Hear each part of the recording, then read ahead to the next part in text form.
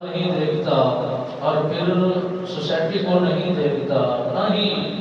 ان کے بہت بڑے تجارت کو دیکھتا ہوں، بلکہ میں اپنے غضب و قہر کی بارش برسا دیتا ہوں اور پھر انہیں رسوا کر دیتا ہوں، ان کے لیے ہلاکت ہو جاتی ہے، تباہی ہو جاتی ہے۔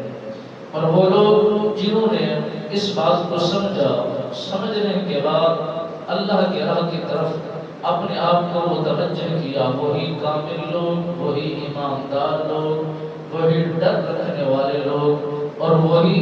راہ صراط مستقیم پر چلنے والے وہ کامل لوگ ہیں۔ جب ان کا مال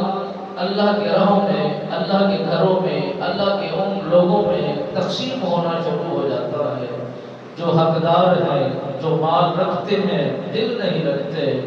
جو دل رکھتے ہیں مال نہیں رکھتے، تو مالک بے نیاز نے فرمایا انہیں نیکی دی جاتی ہے۔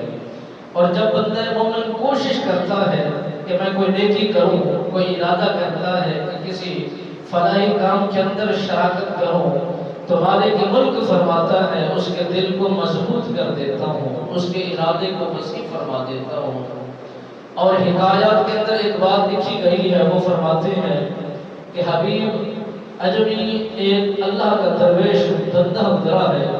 اور وہ کامل یقین رکھنے والے تھے، وہی اللہ پر بھروسہ رکھنے والے تھے۔